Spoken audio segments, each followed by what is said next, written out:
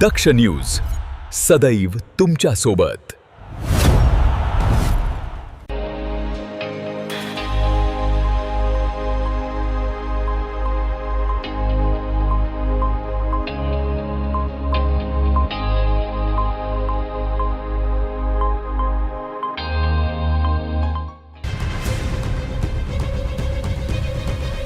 नाशिक शहरातून एका तरुणीचे अग्निशस्त्राचा धाक दाखवून अपहरण करणाऱ्या रेकॉर्डवरील तडीपार आरोपीला नाशिक गुन्हे शाखेने थेट राजस्थानमधून जेरबंद केले आहे।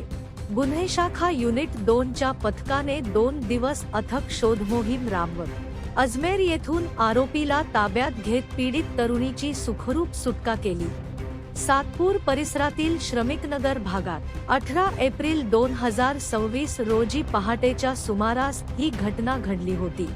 फिर्यादी यांच्या मुलीला आरोपी अक्षय युवराज पाटील याने रिव्हॉल्वर सारख्या शस्त्राचा धाक दाखवत जबरदस्तीने पळवून नेल्याची घटना समोर आली होती। या प्रकरणी सातपूर पोलीस ठाण्यात भारतीय न्याय संहिता आणि भारतीय हत्यार कायद्यान्वये गुन्हा दाखल करण्यात आला होता। गुन्ह्यानंतर आरोपी फरार झाला होता। त्याचा शोध घेण्यासाठी पोलीस आयुक्त संदीप कर्णिक यांच्या आदेशानुसार गुन्हे शाखा युनिट 2 ने तपासाची सूत्रे हाती घेतली। सीसीटीव्ही फुटेज आणि तांत्रिक माहितीच्या आधारे आरोपी राजस्थानमधील अजमेर येथे लपल्याची माहिती पोलिसांना मिळाली। यानंतर गुन्हे शाखेचे विशेष पथक तात्काळ राजस्थानला रवाना झाले।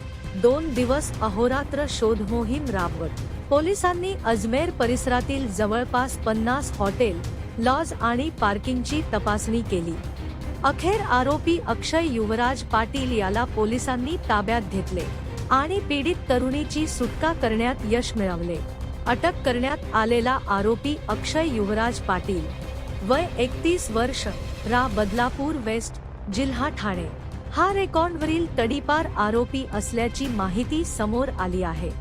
राजस्थानमधून आरोपी आणि पीडित तरुणीला नाशिकमध्ये आणण्यात आले असून पुढील कारवाईसाठी आरोपीला सातपूर पोलिसांच्या ताब्यात देण्यात आले आहे।